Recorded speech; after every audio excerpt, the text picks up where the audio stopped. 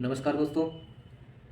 जैसा कि आज का वीडियो है हमारा इंक्यूबेशन के ऊपर। इंक्यूबेशन जो होता है, जो एक गले में ट्यूब डालते हैं, जो एक गले में एक ट्यूब डालते हैं वेंटिलेटर के लिए, जो एक ट्यूब होता है, ये ट्यूब वेंटिलेटर में हम जो पेशेंट को डालते हैं, जो इमरजेंसी में ऑक्सीजन कम हो जाता है, उसका ऑक्सीजन नहीं ले पाता उसको, तो क्या करते हैं, इमरजेंसी में उसका गले में हम ट्यूब डालते हैं। उस ट्यूब के लिए जो तैयारी करनी होती है, क्या क्या हमें तैयारियाँ चाहिए होती हैं, उसमें क्या क्या सामान हम अरेंज करके रखना चाहिए, ताकि उस टाइम में जो आईसीयू का डॉक्टर हो या एनेस्थेटिक हो, उसको हम सारी सामान दे सकें, ताकि वो उस टाइम में प्रेजेंट में इंक्यूबेशन कर, ठीक है, उस टाइम में वो इंक्यूबेशन आराम से कर सके दोस्तों। तो उसी के लिए आज हम एक छोटा सा वीडियो लाए हैं कि इंक्यूबेशन में हम क्या क्या सामान की हमें ज़रूरत पड़ेगी, इंक्यूबेशन में हमें क्या क्या सामान की ज़रूरत पड़ेगी, जो हम रखेंगे, जो उस टाइम हमें टाइम पे प्रेजेंट होगा दोस्तों। उसी के लिए हम छोटा सा वीडियो लाएँ दोस्तों। जैसा कि हम जानते हैं, फर्स्ट अप में हमें क्या होता है कि देखना होता है कि हमारे पास सक्शन मशीन है कि नहीं है।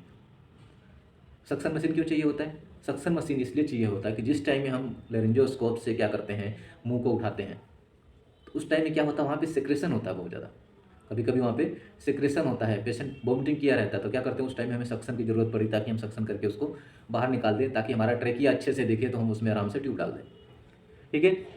दूसरा क्या होता है कि पेशेंट आया है और पेशेंट हाइपोक्सिया में है, उसके शरीर में ऑक्सीजन नहीं है बिल्कुल, पेशेंट जाने वाला है, जान पे उसके खतरा है, उस टाइम में हमें लेरिंजोस्कोप की सहायता से ट्यूब को अंदर डालना होता है। लेकिन पेशेंट क्या होता है, थोड़ा हिलता डुलता है, माउथ को क्या करता है कि वो दाबता है, थोड़ा उसके अंदर शक्ति रहती है। उस टाइम में क्या होता है कि हमें कुछ ड्रग्स की भी ज़रूरत पड़ती है, जैसे मिडाजोलम हो गया, प्रोपोफोल हो गया, ठीक है। ये सब चीज़ें भी तैयार करके रखना होता है, ताकि उस टाइम में हमें जो चीज़ की ज़रूरत पड़े, वो चीज़ हम उस टाइम में उसको दे दें। ठीक है। तीसरा, फर्स्ट क्या हो गया, सक्शन मशीन की ज़रूरत पड़ेगी पेशेंट को सक्शन के लिए। सेकेंड टाइम में लेरिंजोस्कोपी जब करेंगे, हम ट्यूब को जब डालेंगे, उस टाइम में पेशेंट को थोड़ा सा सिडेट करने के लिए भी क्या होता है, प्रोपोफोल हो गया या मिडास की ज़रूरत पड़ेगी। ठीक है दोस्तों। और तीसरा क्या है कि बाई चांस कभी कभी हम ट्यूब डाल रहे हैं, तो क्या होगा कि ट्यूब डालते टाइम क्या होता है कि उसके ट्रेकिया में ट्यूब ठीक से नहीं जाता है, ट्रेकिया में ट्यूब ठीक से नहीं जाता है, जो जिसको बोलते हैं डिफ़िकल्ट इंक्यूबेशन, वो डिफ़िकल्ट इंक्यूबेशन होता है। उसमें क्या होता है, उसमें उस टाइम डिफ़िकल्ट इंक्यूबेशन में क्या होता है, हमें एक बूजी की ज़रूरत पड़ती है। ये सारी चीज़ें मैं दोस्तों आपको पूरा दिखाऊंगा कि बूजी कैसा होता है, ठीक है, क्या क्या चीज़ें हैं। अभी मैं आपको एक वर्बली बता रहा हूँ क्या क्या चीज़ों की ज़रूरत पड़ेगी, ठीक है। बूजी डिफ़िकल्ट इंक्यूबेशन होगा, तो क्या होगा, हमें बूजी की ज़रूरत पड़ेगी। बूजी की मदद से, बूजी पहले हम क्या करेंगे, उसके ट्रेकिया में डाल देंगे, उसी के ऊपर क्या करते हैं, ट्यूब चढ़ा के हम उसको इंक्यूबेट कर देते हैं। ये हो गया। इसके बाद चौथा क्या हो गया आपका, हमारा सक्शन हो गया, सीडेट के लिए मिजाज हो गया, डिफ़िकल्ट इंक्यूबेशन के लिए बूजी हो गया। इसके बाद हमें क्या चाहिए होता है कि हमने ट्यूब को डाल दिया। ट्यूब डालने के बाद क्या होता है कि हमें ट्यूब को इन्फ्लेट करने के लिए एयर चाहिए होता है। उस टाइम में क्या करेंगे, एक सिरिंज को रखेंगे आप, 10 ml का या 5 ml का, जो भी सिरिंज होगा, उसमें क्या होता है, उस टाइम में उस प्रेजेंट होना चाहिए, ताकि जब हम ट्यूब को डाल देंगे तो उसको क्या करना होता है, इन्फ्लेट करना होता है। इन्फ्लेट करना होता तो 3 से 4 ml क्या करते हैं, उसमें इन्फ्लेट कर देते हैं एयर, ताकि वो क्या होता है, ट्रेकिया के पास जाके वो फूल जाता है और ट्यूब बाहर नहीं निकलती है। ठीक है, ये चीज़ हो गया। और इसके बाद क्या चाहिए होता है दोस्तों, इसके बाद हमें ट्यूब को फिक्स करने के लिए चाहिए होता है। ट्यूब को फिक्स करने के लिए क्या होता है, डायनाप्लास्ट का स्टिक होता है, उसको काट लिया जाता है। डायनाप्लास्ट के स्टिक को काट के फिक्सेशन के लिए क्या करते हैं, रखते हैं, और उसी डायनाप्लास्ट के सहारे से हम क्या करते हैं, फिक्स कर देते हैं। ये हो गया। ये इतनी सारी चीज़ें हमारा जो है, पेशेंट इंक्यूबेशन हो गया, पेशेंट वेंटिलेटर पे चला गया, उसको हमने डाल दिया। अब क्या होता है, उसी टाइम में हमें एक चीज़ की और ज़रूरत पड़ती है, वो क्या है, उसको बोलते हैं एयरवे। एयरवे जो होता है, एयरवे छोटा सा एक इंस्ट्रूमेंट होता है एक तरीके से, वो भी, उसको क्या करते हैं, मुंह में हम, प्लास्टिक का होता है जो, उसको मुंह में हम डाल देते हैं। क्यों डालते हैं, ताकि कभी कभी पेशेंट होश में आता है, तो क्या करता है, ट्यूब मुंह को ज़्यादा तेज़ से चलाता है और ट्यूब को चबा जाता है। अगर ट्यूब को चबा जाएगा तो क्या होगा, वहाँ से ट्यूब लीक करेगी, तो सारा गैस उसका निकल जाएगा, उसके लंग्स में नहीं जाएगा, पेशेंट कोलैप्स हो जाएगा, मरने का संभावना हो जाएगा उसका। ठीक है। तो एयरवे भी उस टाइम में क्या करते हैं, एयरवे डाल देते हैं। एयरवे से हमें दो मदद मिलता है। पहला तो क्या होगा, ट्यूब की बचत होगी। दूसरा क्या होगा कि हम सक्शन जब करते हैं, जैसे सक्शन हम जब करेंगे, तो सक्शन करने के लिए क्या होता है कि हम एयरवे के माध्यम से हम अंदर तक क्या करते हैं, उसको सक्शन आराम से कर सकते हैं दोस्तों। ठीक है। तो ये सारी चीज़ें जो है आपको इंक्यूबेशन के लिए प्रॉपर तैयारियां चाहिए होती हैं। बाकी बहुत सारी चीज़ें चाहिए होती हैं। कभी कभी उस टाइम में पेशेंट का पल्स रेट घट रहा है तो एट्रोपिन की देने की ज़रूरत पड़ती है, बीपी घट रहा है तो नोरेट की ज़रूरत पड़ती है, ठीक है। और बहुत सारी चीज़ों की ज़रूरत पड़ती है। लेकिन मेन जो आपकी टाइम में हमने क्या इसमें टॉपिक रखा है, इंक्यूबेशन। इंक्यूबेशन में हमें क्या क्या तैयारियां करनी होती है और क्या क्या हमें चाहिए होती, वो बेसिक चीज़ें हमने आपको बताया था। तो चलिए हम क्या करते हैं, वीडियो के माध्यम से आपको एक एक चीज़ों को दिखाते हैं कि कौन सा और क्या होता है, उस सब चीज़ों के बारे में आपको बताता हूँ। ठीक, क्या होता है कि हमें ट्यूब हमने डाल दिया, ट्यूब डाल दिया तो उस टाइम में क्या होता है कि ट्यूब के साथ में हमें क्या होता है कि राइस ट्यूब भी डालने की ज़रूरत पड़ती है। राइस ट्यूब डालने की ज़रूरत पड़ती है तो जब हम क्या करेंगे, नाक से राइस ट्यूब को डालेंगे तो ट्यूब वहाँ के अर्धा गले के पास रहता है, तो क्या होता है, राइस ट्यूब जाने में डिफिकल्ट करता है। उस टाइम हमें एक इंस्ट्रूमेंट की ज़रूरत पड़ती है जिसको बोलते हैं मैगल। मैगल फोर्सेप्स होता है, वो भी उस टाइम में प्रेजेंट रखना होता है। कभी कभी हम ट्यूब को डालने के लिए भी मैगल की ज़रूरत पड़ जाती है।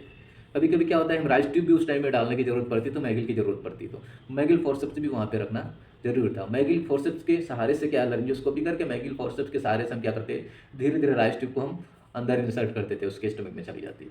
तो ये सारी चीज़ें दोस्तों आपको मैंने एक वर्बली बताया है, अब मैं वीडियो के माध्यम से आप लोगों को ये सारी चीज़ें दिखाऊंगा दोस्तों। चलिए हम दिखाते हैं।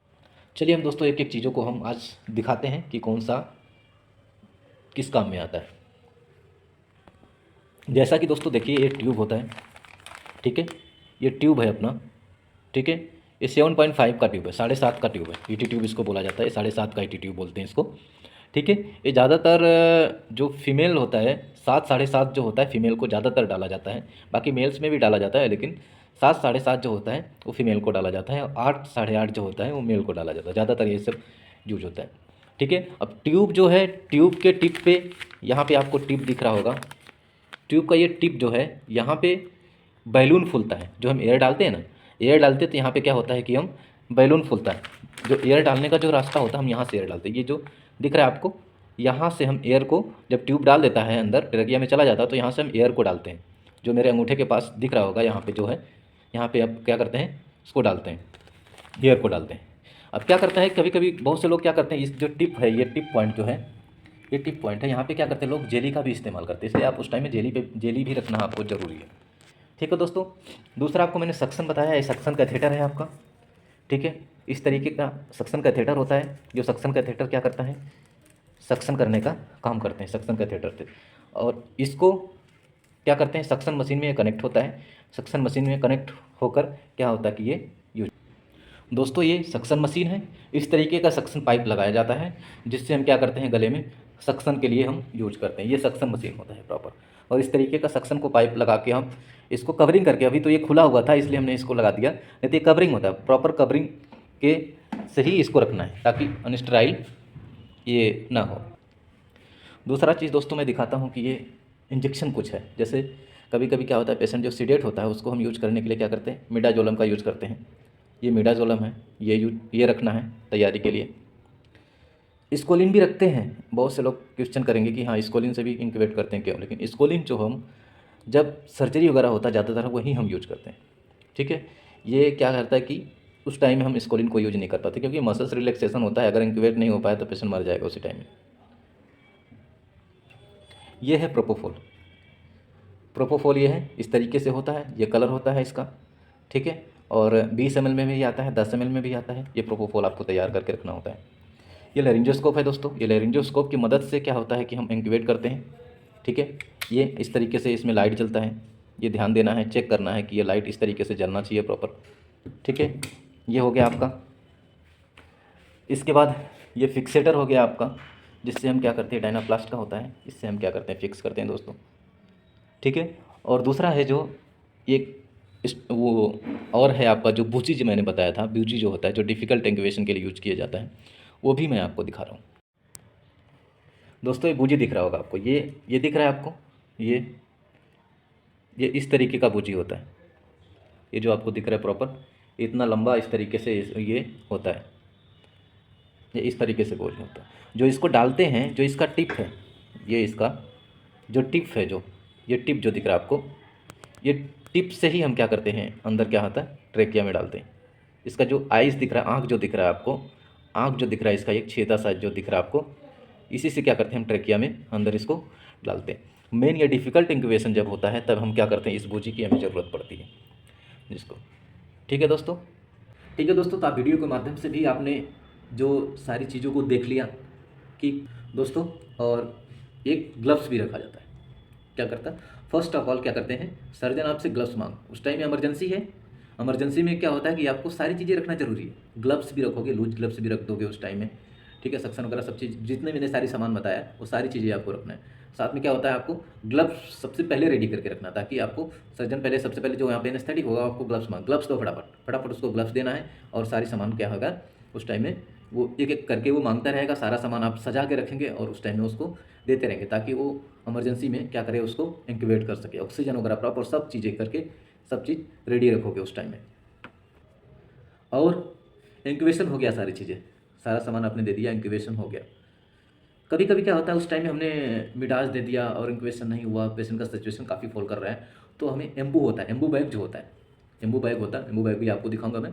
एम्बू बैग जो होता है, एम्बू बैग और क्या होता है, मास्क जो होता है, उसके मदद से हम क्या करते हैं कि वो एयरवे मुंह में डाल के, और एम्बू बैग और मास्क के माध्यम से क्या करते हैं, हम एम्बू करके उसको क्या करते हैं, थोड़ा सा ऑक्सीजन को लेवल पे लाते हैं। फिर इसके बाद दोबारा हम क्या करते हैं, बूजी के माध्यम से हम क्या करते हैं, डिफिकल्ट इंक्यूबेशन को हम करते हैं दोस्तों। ठीक है, तो ये सारी चीज़ें आप लोगों को इसलिए दिखाया ताकि कभी भी इमरजेंसी में ज़रूरत पड़े तो ये सारी चीज़ों को प्रॉपर उस टाइम में आप रेडी रखेंगे दोस्तों। तो ठीक है दोस्तों, तो आप लोगों को ये वीडियो बहुत ही लाभदायक हुआ होगा और अच्छा लगा होगा आप लोगों को। तो दोस्तों, इस वीडियो को अपने दोस्तों तक, जो स्टूडेंट इस टाइम में क्या नाम है, पैरामेडिकल्स की तैयारियां कर रहे हैं, ओटी टेक्नीशियन की तैयारी कर रहे हैं, नर्सिंग की तैयारी कर रहे हैं, उन लोगों तक भी भेजिए, ताकि वो इंक्यूबेशन के बारे में सारी चीज़ों को अच्छे से समझ पाएँ, और क्या क्या तैयारियाँ होती हैं वो सारी चीज़ों को इस वीडियो के माध्यम से उन्हें काफ़ी हेल्प मिले। तो ठीक है दोस्तों, ठीक रहें, सलामत रहें, नमस्कार।